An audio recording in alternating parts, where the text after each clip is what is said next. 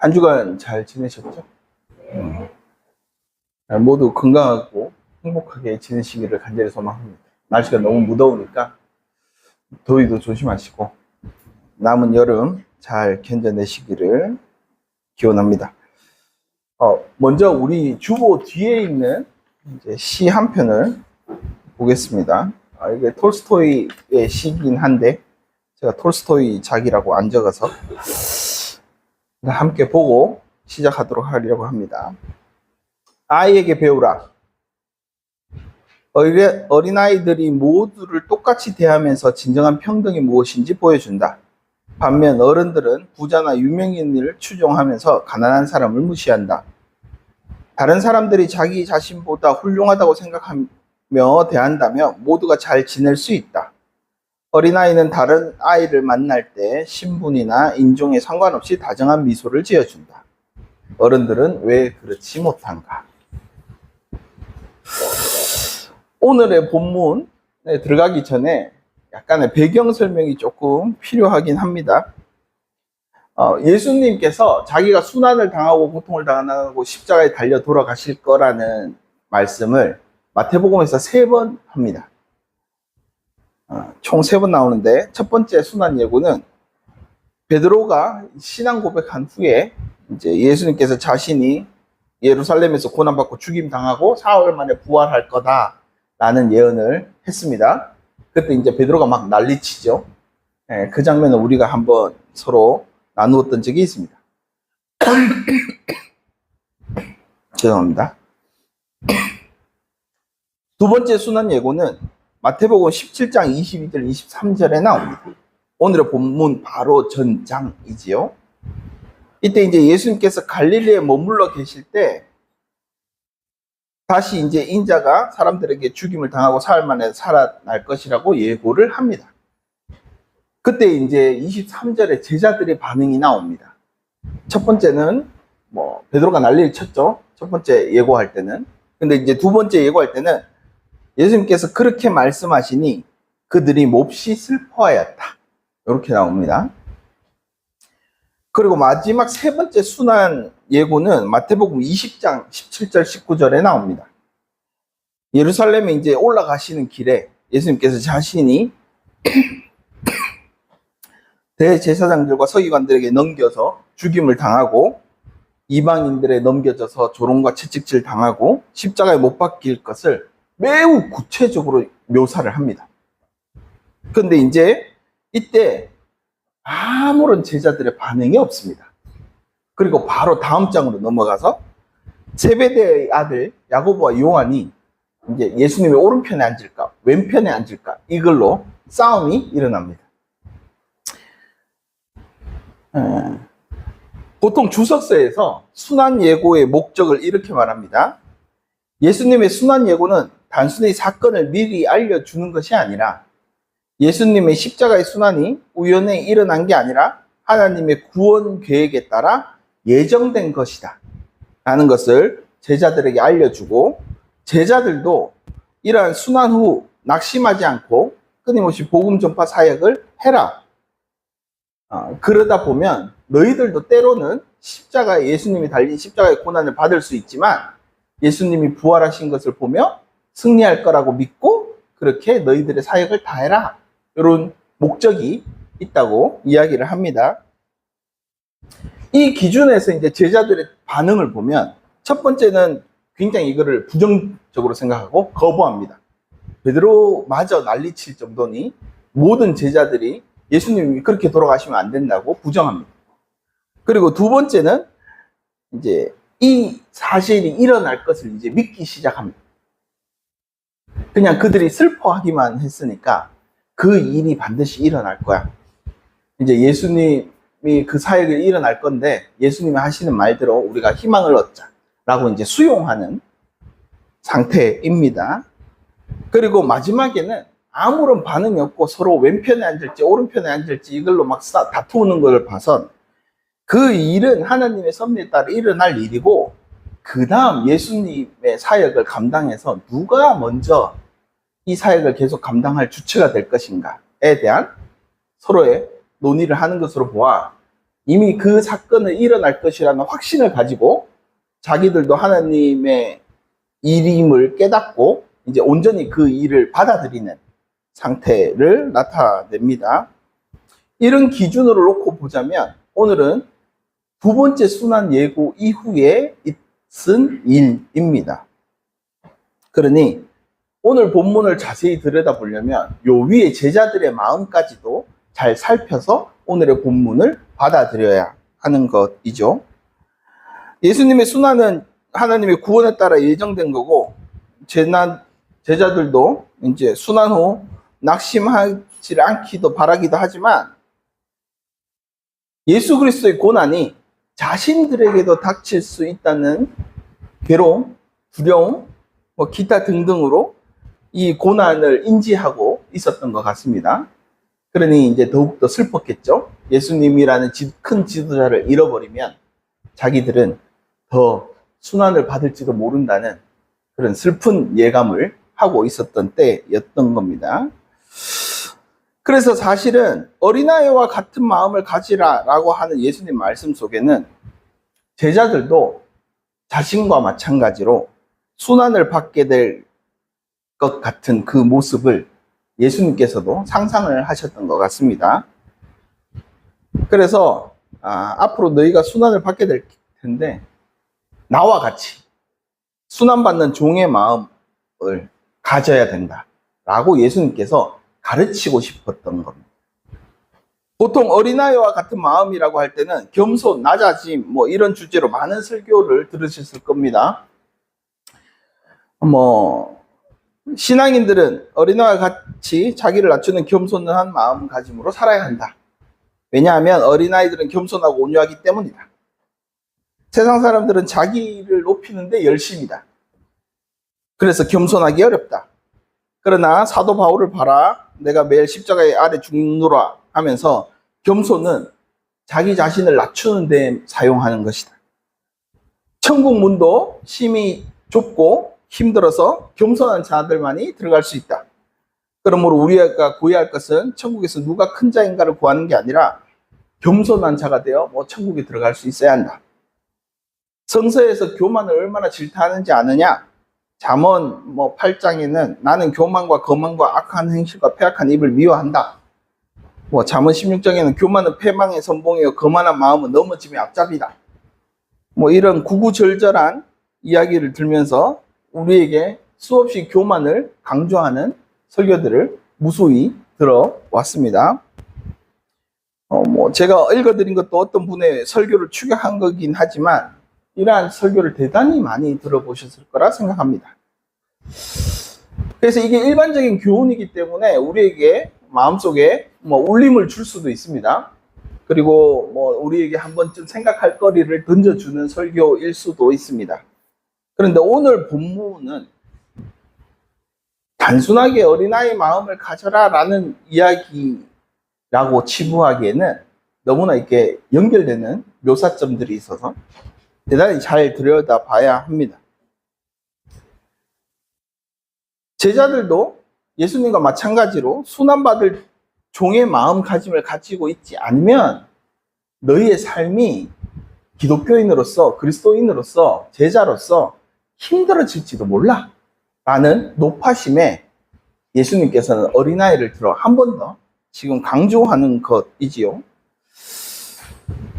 그래서 제자들이 혹시나 다른 마음으로 휩쓸려 다닐까봐 노심초사하시면서 예수님께서 오늘의 말씀을 던지시는 장면입니다. 흔히 사회에서 동등한 위치나 내가 강자일 때는 겸손함을 쉽게 이야기할 수 있습니다. 기본적으로 그 겸손함은 은혜를 베푼다거나 아니면 자애를 베푸는 형식으로 나타나기 때문입니다.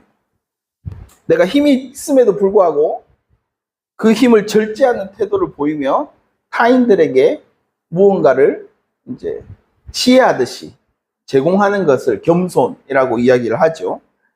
그래서 자기가 가진 능력, 지위, 권력, 지식을 과시하지 않고 오히려 그것을 사용해서 다른 사람을 돕고 존중하는 데 사용하는 모습을 보면 우리는 저 사람은 대단히 성숙한 사람, 저 사람은 본받을 만한 사람, 저 사람은 진짜 뛰어난 사람이구나 이렇게 겸손한 사람이구나 쉽게 칭송합니다. 그래서 사람들로 하여금 존경도 받고 자신을 따르는 사람들이 점점 늘어나면서 그 사람을 추종하는 사람들이 생기며 공동체를 이루기도 합니다. 그리고 공동체 속에서도 그 사람이 강자임에도 불구하고 계속 자기를 축소시키는 형식을 했기 때문에 약자들도 되게 쉽게 자기의 목소리를 낼 수 있는 공동체가 됩니다. 그러면 사람들이 이거는 대단히 안전한 공동체야. 이거는 대단히 진리에 가까운 공동체야 라고 생각을 하게 마련입니다. 그러면서 수많은 사람들이 점점 따르며 그 공동체를 지향하고 형성해 갑니다. 이렇게 보면 딱 마태복음 이전의 예수님을 보면서 모인 공동체의 모습과 똑같지 않습니까? 기적을 베풀고 사람들을 구하고 약자를 보살피는 하나님의 아들 메시아. 어떻게 보면 세상에서 가장 높고 높은 자리에서 가장 낮은 곳으로 오신 예수 그리스도. 강한 자이면서도 강한 약한 자들에게 마음을 쓰고 돌보는 그 삶의 자세. 그래서 자연스럽게 그분을 향해 존경심이 생기고 자연스럽게 경외심이 생기고 그분을 따르는 사람들이 많아지고 그러면서 제자들이 모이게 되고 그렇게 다시 하나의 공동체를 이루어 갔던 모습을 우리는 쉽게 상상할 수 있습니다. 그러나 진정한 강자의 겸손은 힘의 미덕이라고 합니다. 그러니 기본적으로 그 모티브는 힘의 중심이 있습니다. 자기가 가지고 있는 권력이라는 것을 얼마나 축소시키느냐에 따라 사람들로 하여금 존경심과 존경을 받죠. 그래서 결국은 이렇게 생각하면 할수록 그 공동체는 힘의 논리에 빠질 수밖에 없습니다. 그러나 오늘 본문은 이것과 완전히 반대되는 이야기를 하고 있습니다. 예수님은 완전 반대되는 이야기를 하고 싶어 하는 것입니다. 예수님은 왜 어린아이 같아야 한다고 이야기를 할까요? 이것은 아마도 너희가 약자가 되었을 때 겸손한 마음을 유지해야 한다 라고 이야기하고 싶은 것입니다. 어린아이는 당시에 최고의 약자의 표현이기도 했습니다. 앞으로 예수님께서 순환당하고 고통당하는 제자들의 모습을 상상하면서 너희가 그렇게 약자가 되었을 때도 어린아이와 같은 마음을 가지지 않으면 너희는 하나님 나라에 들어갈 수 없어. 너희는 그렇게 살기 힘들 거야. 라고 이야기를 하며 보다 올바른 마음가짐이 무엇인가에 대해서 예수님은 깊이 제자들과 논의하고 싶었던 것 같습니다. 예수님께서 순환받고 부활하고 승천하게 되면 결국 그리스도인들은 사회 구성원 중에 그 중에 최고의 약자가 됩니다. 이들은 유대 공동체라는 곳으로도 소속될 수도 없고 그렇다고 로마 시민권을 가지고 로마인이 될 수도 없는 상태입니다. 디아스포라 유대인들보다 훨씬 더 가난하고 약자고 점점 사회적으로 주변인으로서 몰락하게 당연히 설정되어져 있는 구조입니다. 그러니 예수님께서 돌아가시기 전에 엄청나게 제자들이 신경이 쓰이셨겠죠. 그래서 원래 약자들의 겸손은 아까 강자들의 겸손을 잠깐 봤지만 약자들의 겸손은 기본적으로 자기가 힘이 부족하기 때문에 관계를 어떻게 안전하게 유지할까에 대한 관심이 있습니다. 그래서 매우 조심스러운 태도를 가지게 됩니다. 물론 이것이 굉장히 좋은 효과들과 관계를 계속 유지하는 데 힘을 주긴 하지만 이것이 지나치게 왜곡되어지고 지나치게 압박이 되어지면 결국 자신을 억눌러서 이 관계를 어떻게든 유지하려는 그런 자아가 생기게 됩니다. 그래서 무작정 자신의 관계와 불리한 상황을 무작정 받아들이는 부정한 패턴으로 쉽게 흐르게 됩니다. 이들은 이제 과도하게 눈치를 보게 되고 상대방의 말과 행동 하나하나에 예민하게 반응하게 되고 자기 의견을 거의 내지 못하고 작은 갈등조차 과도하게 피하고 양보하게 됩니다. 또한 기본적으로 내가 부족해서 그래, 내가 힘이 없어서 그래, 내가 아직까지 사회에서 일원으로서 구성원이 될 자격이 없나 봐 라고 끊임없이 자기를 축소시키게 됩니다. 그리고 자기를 비하하고 자기를 낮추게 됩니다. 그러다 보면 이제 쉽게 착취에 노출됩니다. 타인의 부탁이나 요구를 거절하지 못하고 상대가 요구할 때마다 예라고 하다가 점점 자신이 감당할 수 없는 만한 일들의 범위를 이렇게 맡게 됩니다. 불편한 감정을 솔직하게 표현하지 못하고 쌓아두기 때문에 그것은 끊임없이 자기를 괴롭히는 스트레스와 불만으로 자리 잡게 됩니다. 그리고 중요한 결정은 무조건 타인에게 미룹니다. 상대방이 결정하는 대로 나는 따라갈게. 요렇게 됩니다.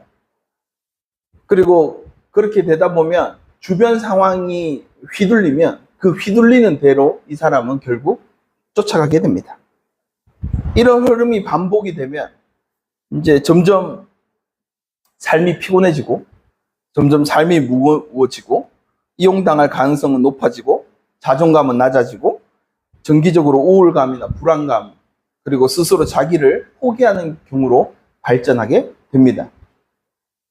현대사회에서 조그마한 억압들이 이렇게 우리의 사고를 망칠 수도 있는데 예수님이 돌아가시고 로마의 압박과 이제 유대교의 압박을 동시에 받는 그 시대 그리스도인들이라면 쉽게 이쪽으로 확 휩쓸려 갈 확률이 대단히 우리보다 훨씬 높은 상황에 있는 거죠.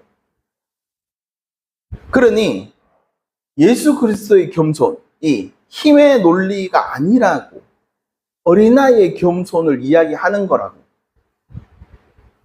너희가 약자가 되었을 때 그것을 깨닫지 못하면 너희의 삶은 결단코 하나님 나라에 갈 수 없는 상태가 될 거라고 노심초사하시면서 오늘의 본문에 가르치고 있는 것입니다.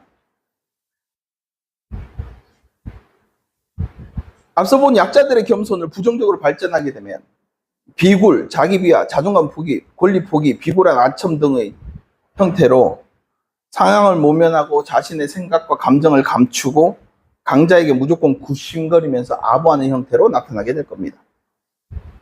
이러한 태도는 단기적으로 볼 때는 모든 갈등을 회피하기 좋죠. 하지만 점점 자신의 영혼을 갉아먹고 상대방이 나를 함부로 대하게 만들고 점점 이러한 악순환을 겹치면서 삶이 점점 피폐해집니다. 그래서 이거는 단순하게 겸손이라고 이야기하기보다는 오히려 자기 파괴에 가깝습니다. 그래서 예수님께서 오늘 본문에서 이렇게 말씀하신 겁니다. 내가 진정으로 너희에게 말한다. 너희가 돌이켜서 어린아이들과 같이 되지 않으면 절대로 하늘나라에 들어가지 못할 것이다. 라고 말씀하신 겁니다. 진정으로, 간곡히, 정말 마음을 담아 너희들을 걱정하니 이렇게 해야 돼! 라고 오늘 본문에 이야기하는 거죠. 분명히 어린아이의 겸손은 약자의 겸손과는 또 다른 형태를 띠고 있다 라고 이야기하고 싶은 것입니다. 우선 아이들의 특징들을 보면 아이들은 자신을 모르는 게 있다는 사실을 이제 쉽게 받아들입니다. 나 모르는 게 있지 라고 생각하고 기본적으로 이것은 왜 이럴까 라는 궁금증을 가집니다. 이 질문을 통해 내가 지금까지 알고 있는 세상이 전부가 아니라 더 무한한 세상이 있구나라는 것을 쉽게 받아들입니다. 자기가 아직 다 모르고 있다는 걸 쉽게 알고 있기 때문에 세상을 쉽게 수용합니다. 그래서 이러한 수용은 결국 자신만의 세계관에 갇혀 있는 것이 아니라 세계관이 점점 확장되어 가죠. 그리고 자신이 모른다는 세상, 자신이 이 세상을 다 알지 못해 정말 무한한 가능성이 있는 세계야 라고 인정하는 그 인정으로부터 이 아이들의 겸손이 시작됩니다.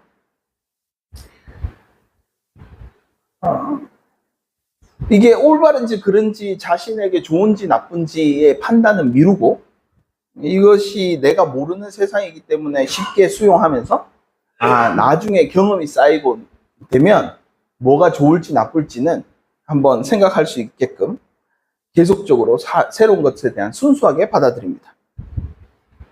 예수님께서 하나님이 일하시니 나도 일한다 라는 것, 하나님이 일을 순수하게 받아들인 겁니다. 자신의 공생의 기간 동안 하나님이 어떻게 일하실지 그냥 기대를 가지고 자기의 세계관을 무한정 확정을 시키는 장면이 있습니다. 그리고 아까 보았듯이 제자들이 예수님의 순환을 받아들이고 이게 하나님의 섭리라는 것을 깨닫는 과정도 역시 이러한 것과 비슷한 형태입니다. 이러한 형태 때문에 아이들은 자신이 실패했을 때 어른들처럼 이것을 자존심의 문제로 받아들이지 않습니다. 넘어져도 다시 일어나고 과거에 실패를 해도 훌훌 털어버리고 금세 웃으며 다시 시도합니다. 그냥 그들은 실패를 배움의 경험이라고 생각하고 그것을 경험으로 계속 수용하고 받아들이고 자기 안에서 어떻게 처리하는가에 대한 고민들을 합니다. 그러다 보니 아이들의 겸손함에는 약자의 겸손함과는 다르게 자기 비하가 없습니다. 아이들은 낮은 자의 마음을 자신을 깎아내리는 상태로 받아들이지 않고 내가 현재 상태가 이러니 이렇게 실패를 했구나. 내가 지금 상태가 이러니 이런 것들을 잘 못하는구나. 그러면 내가 조금 더 키가 자라고 생각이 크고 경험이 많아지면 이것들을 잘하겠지 라고 생각하며 끊임없이 수용합니다.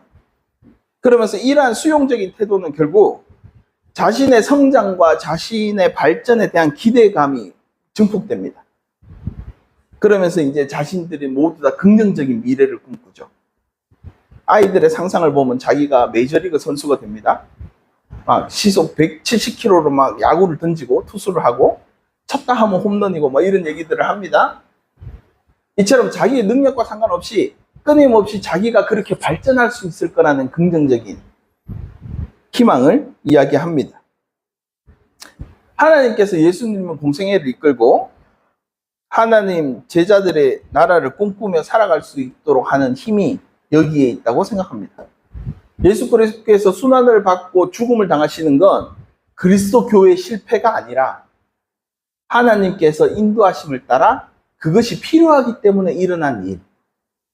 이 일에서 우리는 무엇의 진리로 가는 길을 찾을까?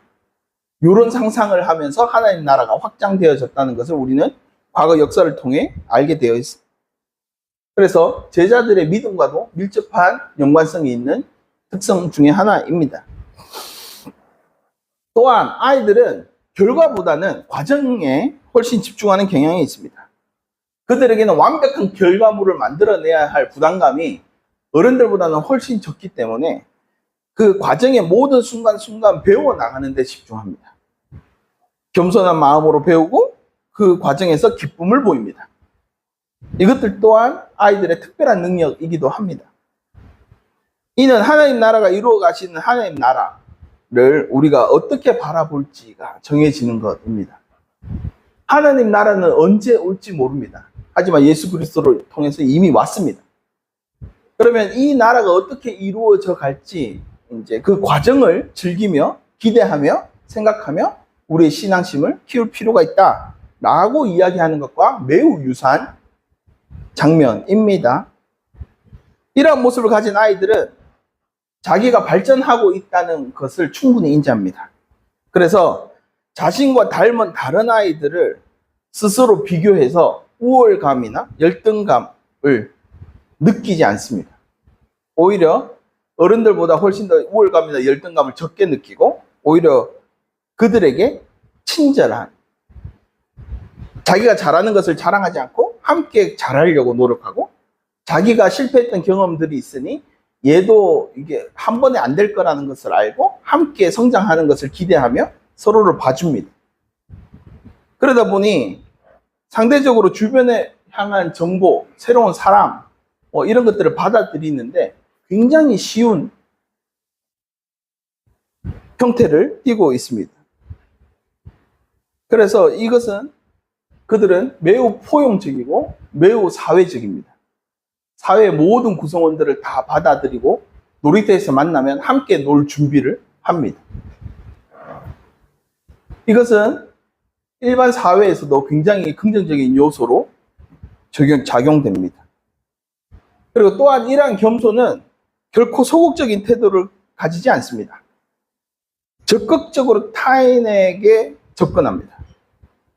아빠와의 놀이, 친구들과의 놀이, 학교에서의 놀이를 통해 이들은 자신이 성장하고 어떻게 관계가 넓어지고 친구들이 많아지고 모든 환경이 어떻게 자기의 세계가 얼마나 넓어지는지를 경험했기 때문에 적극적으로 새로운 경험을 찾아다닙니다. 적극적으로 내 주변인들을 찾아서 함께 놀면서 그들과 함께 하려고 애쓰고 노력합니다. 그렇게 스스로의 더 많은 경험을 얻기 위해 주변을, 자기의 세계를 무한정 넓히기 시작합니다. 그래서 이것도 매우 적극적이면서도 동시에 매우 긍정적인 가능성을 열어주는 태도입니다. 예수님께서는 이러한 어린아이의 마음을 닮아야 돼 라고 절박한 심정으로 오늘의 본문에 이야기하고 있는 겁니다. 아직도 핵심을 붙들지 못하는 제자들을 바라보면서 어린아이에게서 자세히 보고 이런 마음을 배우라. 그래야 이 마음으로 너희가 낮은 자의 처지가 될 때에도 여전히 심령이 가난하고 정말 어린아이 같은 마음가짐으로 하나님 나라를 위해 일할 수 있게 될 거야 라고 알려주시고 싶었던 것입니다. 힘이 없어서, 돈이 없어서, 혹은 누군가의 강요에 의해 누구를 섬긴다면 굴욕감을 느낄 수밖에 없습니다. 그것이 돈이든 사회적 지위든 힘에 의해 주눅이 들었던 어쨌든 약자의 형태로 우리는 굴욕감을 느낄 수밖에 없습니다. 그런데 어린아이는 자발적으로 낮은 자의 마음을 가지고 있습니다. 그리고 그 자신의 삶을 통해 이웃들에게 기쁨을 줍니다. 더불어 함께 놀고 더불어 함께 하면서 그들에게 자신의 에너지를 나누어 주죠. 이는 실은 예수님의 모습을 예언했던 이사야 말씀 중에 딱 나오는 장면이 있습니다. 고난받는 종의 모습을 묘사할 때 이러한 구절이 있습니다. 이사야 42장 3절에 상한 갈대를 꺾지 않으며 꺼져가는 등불을 끄지 않는 자라고 이야기를 합니다. 그러니까 어린아이들처럼 타인을 규정하지도 않고 모두를 친구로 인식하고 있다는 뜻입니다. 하나님도 그런 분이고 예수님 역시 그런 분이라고 마태복음은 묘사를 합니다. 우리 앞서 본 마태복음 12장 17절 21절에 이런 말씀이 있습니다. 이것은 예언자 이사야를 시켜서 하신 말씀을 이루려고 하신 것이다. 보아라, 내가 뽑은 종, 나의 종, 내 마음에 드는 사랑하는 자, 내가 내 영을 그에게 줄 것이니 그는 이방 사람들에게 정의를 선포할 것이다. 그는 다투지도 않고 외치지도 않을 것이다. 거리에서 소리를 들을 사람이 없을 것이다. 정의가 이길 때까지 그는 상한 갈대를 꺾지 않고 꺼져가는 심지도 끄지 않을 것이다. 이방 사람들이 그의 이름에 희망을 걸 것이다. 또한 11장에 가면 세례 요한이 세례 요한의 감옥에 갇혀서 예수님이 진짜 메시아인가 궁금해서 제자들을 보내는 장면이 나옵니다. 그때 이제 제자들을 보내서 예수님께 당신이 오실 그분입니까? 아니면 우리가 다른 분을 기다려야 합니까? 라고 물어보게 합니다. 이에 이제 예수님께서 이렇게 대답하시죠. 가서 너희가 본 것을 요한에게 알려라. 눈먼 사람이 보고 저는 사람이 걷고 나병 환자가 깨끗해지고 귀먹은 사람들이 듣고 죽은 사람들이 살아나고 가난한 사람들이 복음을 듣는다. 나에게 걸려 넘어지지 않는 사람은 복이 있다. 예수님은 이 땅에 오셔서 공생의 기간 동안 하신 일은 순수하게 자신과 같은 존재로 남을 대했습니다. 순수하게 그들과 친구가 되셨고 가장 낮은 자리에 있는 자들과 함께 밥을 먹고 함께 생활을 하며 그들을 형제라, 자매라 불렀습니다. 그 일을 하셨죠. 그러니 마치 오늘 본문에 하늘나라에서 누가 가장 큰 사람입니까? 라는 질문에 이렇게 대답하시죠. 내가 진정으로 너에게 말한다. 너희가 돌이켜 어린아이들과 같이 되지 않으면 절단코 천국에 들어갈 수 없을 것이다. 그리고 누구든지 어린이와 같이 자기를 낮추는 사람이 하늘나라에서는 가장 큰 사람이다. 라고 이야기하는 것으로 보아 예수님은 어린아이와 자신을 동일시하고 있다는 것을 우리는 알 수 있습니다. 왜냐하면 예수님은 하늘나라에서 온 가장 큰 자이기 때문입니다. 예수님의 곁에 모여든 사람들은 도덕적으로나 종교적으로나 흠없는 사람들도 아니었고 지식인도 아니었습니다. 당시 주류 사회에서 전부 다 한 걸음씩 밀려나 있던 사람들이었습니다. 확대해서 제자의 구성원들을 보면 어떤 사람은 죄인이고 어떤 사람은 민족의 반역자고 어떤 사람은 그렇게 사회적으로 낙인 찍힌 사람들의 모임이었습니다.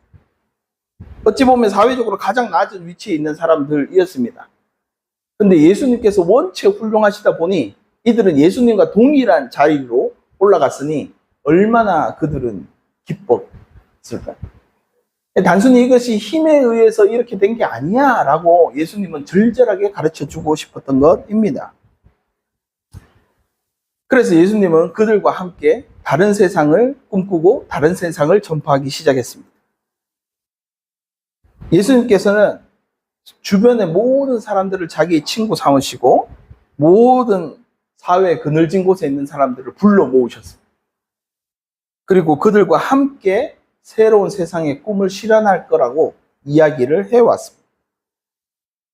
이렇게 행동하시고 이 일을 하셨던 이유는 어쩌면 예수님이 어린아이와 동일시되는 마음을 가졌기 때문입니다. 하나님의 공생애를 그대로 받아들인 것도 마찬가지고 하나님 나라가 어떻게 확장시킬 건가에 대한 행동도 그러합니다. 그러니 너희가 나를 본받으려면 이런 낮은 자의 마음으로 살아야 한다라고 이야기를 하고 있는 것입니다. 마가복음에도 나오고 시편 118편에도 나오는 구절이 있습니다. 건축하는 사람들이 내버린 돌이 집 모퉁이의 머릿돌이 되었다.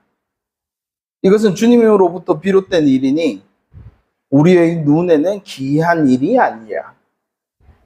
이 날은 주님이 만드신 날, 우리 모두 주와 함께 기뻐하고 함께 즐거워하자. 이 말씀은 건축자들의 버린 돌이 건물의 모퉁이돌이 돼서 머릿돌이 된 것처럼 예수님의 자신을 가리키는 말이기도 하지만 하나님의 섭리는 이런 식으로 움직인다 라고 이야기하는 것과 마찬가지입니다. 구약에서도 그것을 증언하고 신약에서도 그걸 증언하기 때문입니다.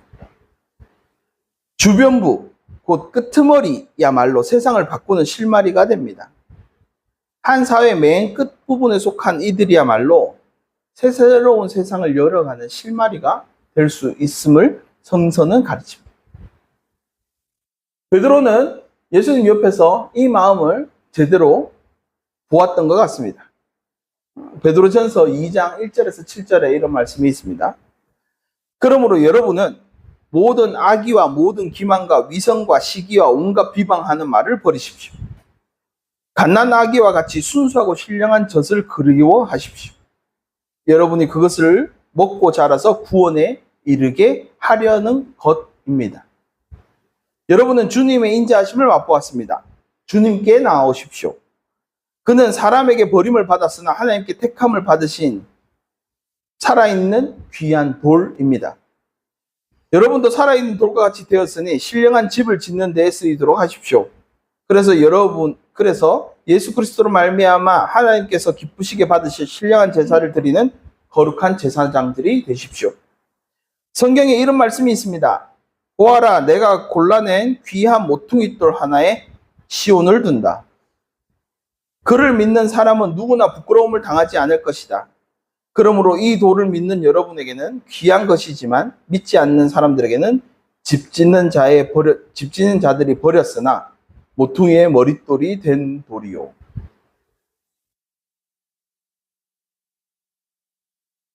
베드로는 앞서 우리가 예수님께 대들었고 요 세 번의 과정을 통해 그리고 자신이 예수님을 부인하는 과정을 통해 예수님의 참된 마음을 배웠던 것으로 보입니다. 다시 이제 어린아이의 겸손으로 살펴보자면 약자들처럼 비굴하고 생존하기 위한 전략처럼 보이지도 않습니다. 그들은 내면이 그렇게 생겨먹었기 때문입니다. 제가 앞서 본문 마태복음을 계속 설교를 할 때 내면에 있는 생각들이 행동으로 반드시 드러나게 된다. 그리고 그 행동으로 말미암아 하나님으로부터 심판받는다라는 이야기를 앞에서 계속 마태복음이 해왔다고 이야기를 했습니다. 이 말을 바꿔 얘기하면 어린아이 이 내면 상태가 아예 그렇게 생겨먹었으니 어린아이의 행동이 그렇게 나타나는 것입니다. 어린아이의 특성, 어린아이의 행동이 보면 그들의 내면 상태가 어떤지 우리는 알 수 있습니다. 그래서 일종의 마태복음은 이 어린아이의 마음을 끄집어내기 위해서 앞선 이제 행동, 율법과 행동, 행위에 관한 이야기를 약간 레토릭처럼 계속 이어져서 쓰고 있는 것이기도 합니다.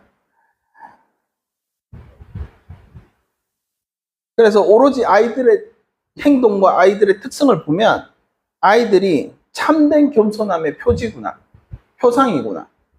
아, 그들의 행동처럼 그렇게 생각하고 그렇게 세상을 받아들이고 그렇게 하나님과 더불어 함께 그렇게 하나님 예수님을 이해하는 방식으로 우리가 사고를 넓혀야 비로소 하나님의 나라, 하나님의 일이 보인다. 하나님이 어떻게 일하시는지 알 수 있다. 라고 이야기하는 것입니다. 그래서 그리스도인들의 행위는 언제나 어린아이처럼 자신의 내면의 겸손함을 나타내는 방식으로 행동해야 합니다. 어린아이와 같지 않으면 결단코 천국에 들어갈 자가 없다라고 예수님께서 규정을 했기 때문입니다. 그리고 또한 마지막 절에 굳이 하나의 조건절을 넣으신 이유가 바로 여기에 있습니다. 또 누구든지 내 이름으로 이런 어린아이 하나를 영접하면 나를 영접하는 것이다. 자신의 처지보다 더 낮은 내 형제 자매들을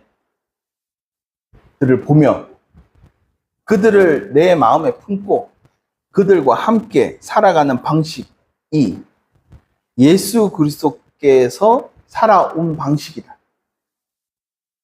그들을 보살피고 돌보고 그들을 향한 마음을 내비추어야 그리스도인으로서 참된 표상의 모습이다. 너희들이 그 모습을 보고 그 행위를 보고 비로소 사람들이 너희가 그리스도의 제자인 것을 알게 될 거다. 라고 하는 모든 일들을 여기에 한마디에 영접 이야기를 해놓은 겁니다.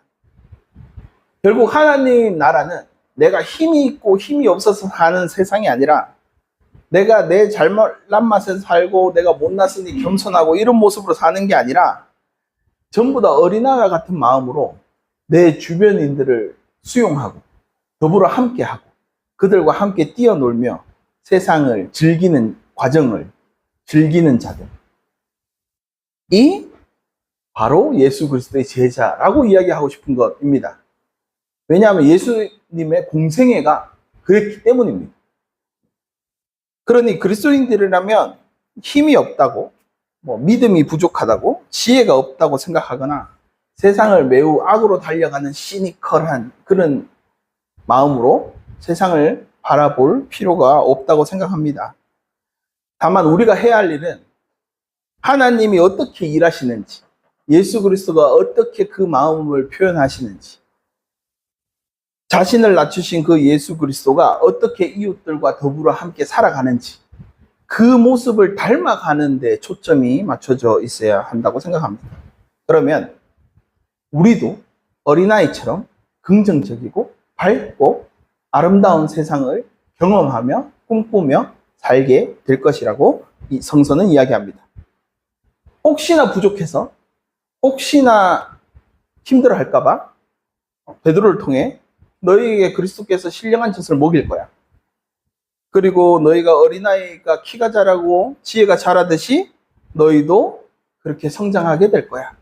그러면 너희가 바른 하나님의 뜻대로 사용되어지는 예수님 그리스도의 제자들이 될 거야.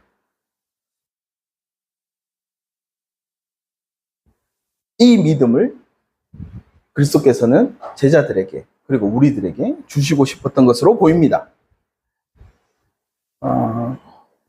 사실은 그리스도의 삶은 대단히 쉽지만 어려운 길입니다. 대단히 좁은 길이죠. 그러나 결국 하나님을 보려면, 하나님과 더불어 함께 일하는 것을 느끼려면 결국 우리는 그리스도의 마음과 닮아 있어야 비로소 하나님 일을 볼 수 있고 그 일에 동참할 수 있습니다.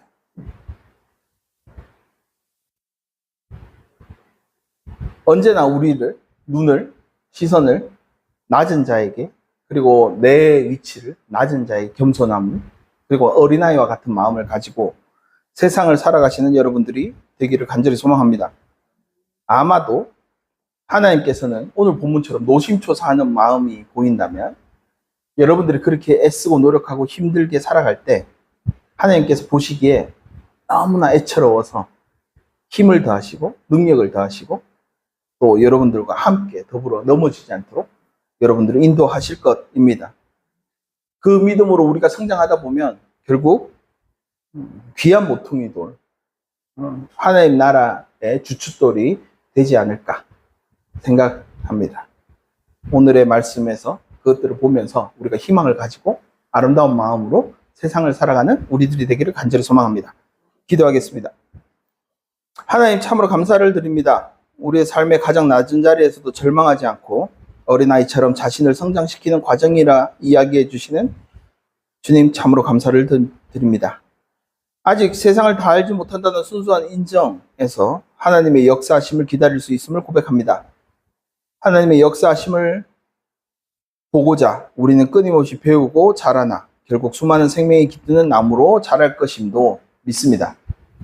우리의 삶의 여정 속에 어린아이와 같은 겸손한 마음이 결국 주님이 보시는 사랑의 손길, 이웃들에게 베푸는 사랑의 손길로 나타나게 하시고 또 그 과정을, 또 그 관계를 느끼고 배우고 성장할 수 있도록 우리를 인도하여 주십시오. 그리고 그런 마음으로 우리도 그렇게 행하다 보면 결국 나 자신뿐만 아니라 세상의 모든 사람들이 부드럽게 수용하며 더불어 함께 아름다운 공동체를 가꾸어 갈 수 있음을 우리는 눈으로 확인합니다. 그렇게 하나님 나라가 가까움도 믿습니다. 이 믿음의 말씀을 따라 살게 하시고 우리의 마음을 힘든 때에도 지킬 수 있도록 인도하시고 노심초사하시는 우리 주 예수 그리스도 이름으로 기도드립니다.